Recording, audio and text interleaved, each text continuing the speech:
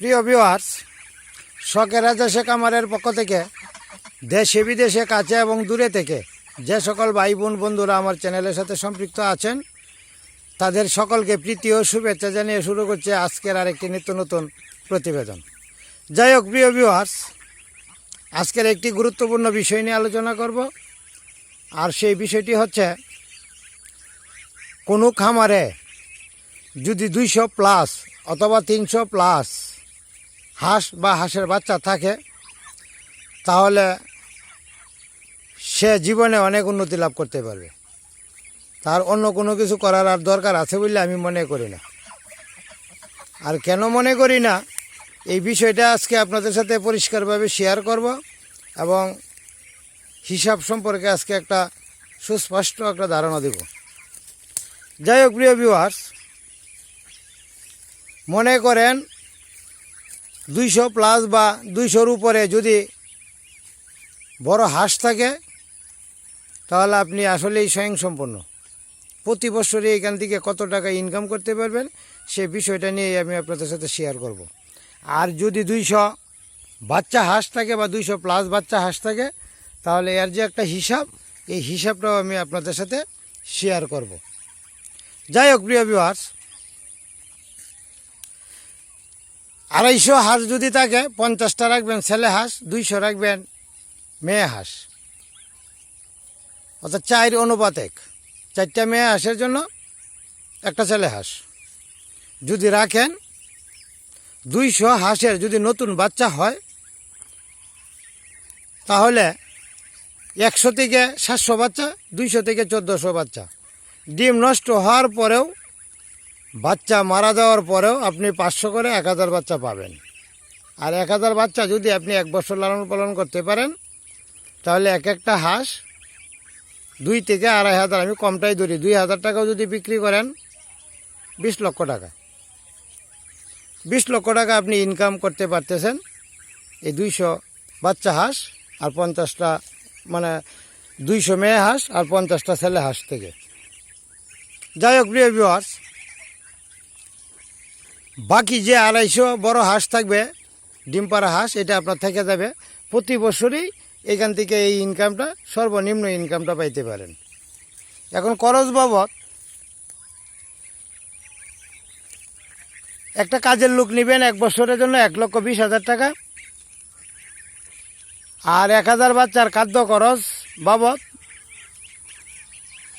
2 লক্ষ টাকা ধরেন, 3,20,000, 50,000 টাকা ধরেন, অর্থাৎ 4 লক্ষ টাকা ধরেন খরচ। এরপরে 6 লক্ষ টাকা আপনি নেট একটা লাভ পাবেন। এটা করে সর্বনিম্ন, এটা হিসাব নিকাশ আর চূড়ান্ত করতে হবে না, রাফ হিসাব করলেই চলবে। রাফ হিসাব থেকেই আপনি এইখানে এটা পাবেন।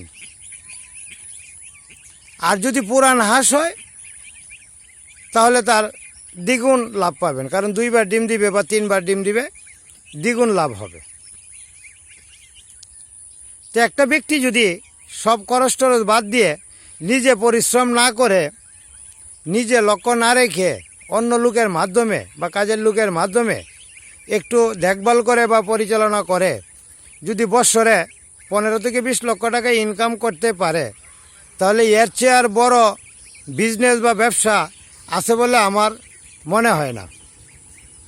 আপনারাও ইচ্ছা করলে এই সেক্টরের একটা গড় হিসাব করতে পারেন, হিসাব করে দেখতে পারেন, বা কয়েকটা হাঁস লালন পালন করে আপনি নিজেকে প্রস্তুত করতে পারেন।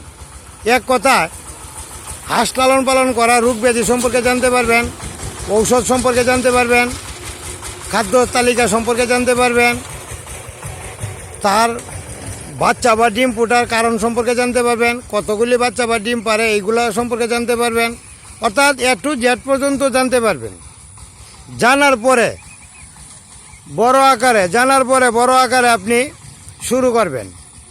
আপনার শুরু করতে হবে না, আপনি অল্প দিয়েই শুরু করেন, 10টা দিয়েই শুরু করেন, পরের বছর দেখবেন 100 হয়ে গেছে, এর পরের বছর দেখবেন 1000 অলরেডি হয়ে গেছে। অর্থাৎ এটা আস্তে আস্তে ক্রমান্বয়ে বাড়বেই, এর কোনো কমতি নাই। কারণ একটা হাঁসে যদি 5টা করে বাচ্চা দেয়, 100 হাঁসে 500 বাচ্চা, এটা তো আপনি পাবেন। 2বার দিলে 1000 বা 800 বাচ্চা পাইতে পারেন।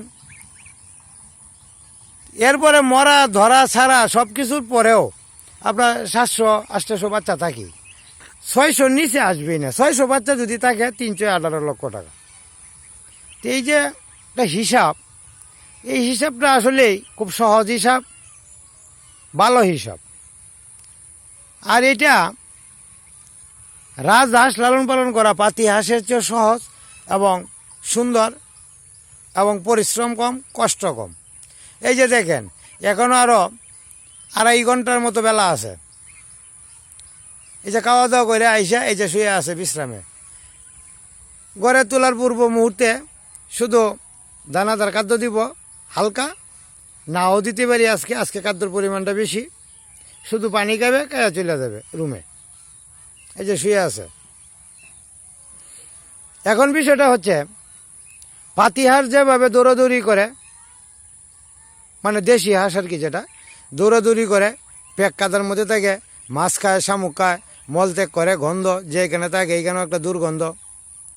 আর এদের খাদ্য চাহিদাটা বেশি, এরা দৌড়াদৌড়ি অনেক বেশি করে। এই পরিশ্রমের তুলনায় আমার রাজহাঁসের পরিশ্রমটা অনেক কম। তাছাড়া আজকে দানাদার খাদ্য কোনো কারণে আপনি দিতে পারলেন না, পাতি হাঁসের বেলায় আপনার দানাদার খাদ্য মাস্ট বি দিতে হবে, নাহলে আপনাকে আর রাখবে না, চিল্লাপাল্লা করবে, ডিম কমে যাবে, মানে অনেক ঝামেলা। কিন্তু রাজহাঁসের বেলায় খাদ্য যদি নাও দেন কোনো সমস্যা নাই, সবুজ ঘাস হলেই চলে যাবে। সবুজ ঘাস খেয়েই ওরা জীবন ধারণ করতে পারে, দানাদার খাদ্যের প্রয়োজন নাই। ধান, গম, ভুট্টা যাই দেন না কেন, কোনো খাদ্যের প্রয়োজন নাই যদি সবুজ ঘাস থাকে।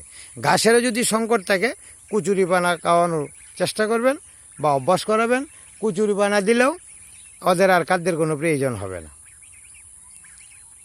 তো কুচুরি পানা খাইয়ে বা সবুজ ঘাস খাইয়ে যদি আপনি বৎসরে 15 থেকে 20 লক্ষ টাকা ইনকাম করতে পারেন, তাহলে আমি মনে করি এর চেয়ে সহজলভ্য ব্যবসা আর কোথাও আছে বলে আমার মনে হয় না। এরপরেও আমি আপনাদের সাথে আমার বিষয়টা শেয়ার করি, কারণ অনেকে আমাকে কটু কথা বা অনেক কথাই বলে যে আমি হাঁস পালন করি। হাঁস পালন করাটা আসলে খুব নিন্দার কাজ, খুব খারাপ কাজ, অনেকেই অনেক মন্তব্য করেন, বলেন। যাই হোক, অন্য কোনো ব্যবসা করার আমার যোগ্যতা নেই বলে আজকে আমি হাঁসের জগতে চলে আসছি এবং এটা শখের বসেই আসছি, আপনারা জানেন। এবং কামারের আমার যে চ্যানেলটা, এই চ্যানেলের নামেও দিয়েছি আমি শখের রাজহাঁসের কামার। শখ করেই মূলত আসা, শখ করেই থাকা, শখ করেই আছি। এরপরেও বলবো, এই শখের মধ্যে অনেকটা সুখ অন্তর্নিহিত আছে। যারা কামার করতে ইচ্ছুক, আপনারাও শখের বসে শুরু করেন, দেখবেন শখের বসে শুরু করার পর শখের মধ্যেই সুখ পাওয়া যায়। আর যেখানে শখ নাই, সুখ নাই। আর সুখ মূলত বিষয়টা হচ্ছে এইরকম, প্রচুর অর্থ থাকলে সুখ পাওয়া যায় না, যাদের অর্থ নেই তারাও সুখে থাকে। সুখটা হচ্ছে আপনার মনের ব্যাপার, মনের স্যাটিসফাইড বা মনের আত্মবিশ্বাস, ওইটাই হচ্ছে সবচেয়ে বড় বিষয়। আপনি যদি ডাল ভাত খেয়েও বলেন যে না আমি অনেক খেয়েছি, প্রচুর খেয়েছি, খুব ভালো খেয়েছি, তাহলে সে সুখী। আর একজন 5 তরকারি ভাত খাওয়ার পরেও যদি বলে যে না আমি তো আরও কিছু খাওয়ার দরকার ছিল, অমুকে তো এই খায়, সেই খায়, অমুক খায়, তমুক খায়, যদি অন্যের সাথে তুলনা করা হয় তাহলে সে দুঃখী। সুখটা আসলেই মনের ব্যাপার। কুড়ের ঘরেও সুখ পাওয়া যায়, রাজপ্রাসাদেও সুখ পাওয়া যায় না। যাই হোক, আমি আমার এই ক্ষুদ্র খামারে বা ক্ষুদ্র জীবজন্তু নিয়েই আমি আসলেই খুব সুখী। আর এইখানে আমি প্রচুর পরিমাণে সুখ পাই। যে মাত্র স্কুল থেকে আসলাম, আজকে 27/4/2025 তারিখ রবিবার, স্কুল থেকে আসলাম, আইসা খাওয়া দাওয়া করলাম, সিভিল ড্রেস ধারণ করলাম, করে চলে আসছি কামারে। আইসা দেখি যে আমার দাদা এই যে খাবার টাবার খাইয়া নিয়ে আসছে, এই যে এখন বিশ্রামে আছে। এই যে একটা ভিডিও করব, আবার বড় হাঁসের একটা ভিডিও দিব, দেওয়ার পরে আবার বাসায় চলে যাবো হাঁসগুলিকে ঘরে রেখে। কালকে সকালবেলায় আবার চলে আসব, আইসা আবার তাদেরকে ঘর থেকে বের করব, এবং একটু দেখাশোনা করব হাঁসের কোনো সমস্যা আছে কি না। এরপরে আবার আমি স্কুলে চলে যাব।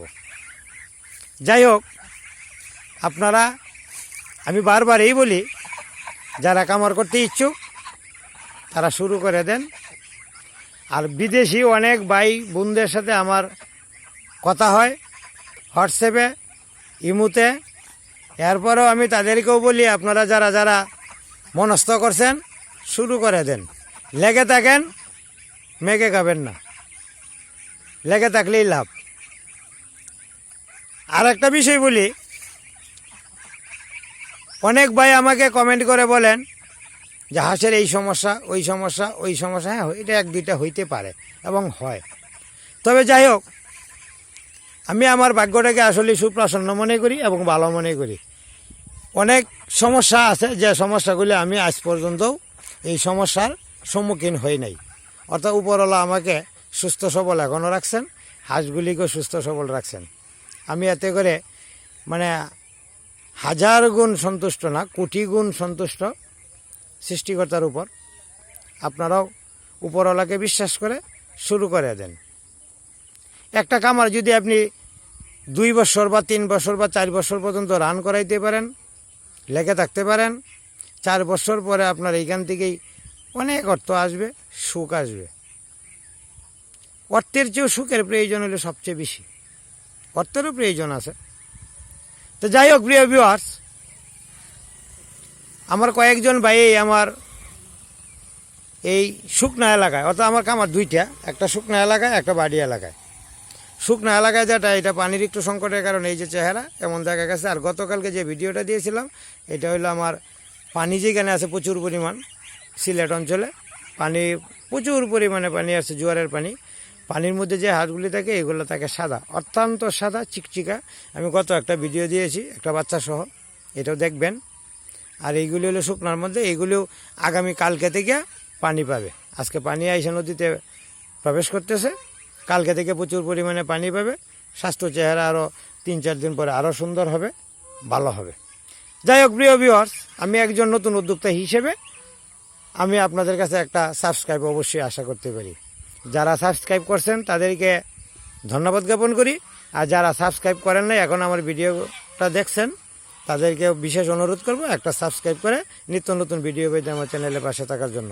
ধন্যবাদ সবাইকে, ভালো থাকবেন, সুস্থ থাকবেন। কথা হবে পরবর্তী ভিডিওতে।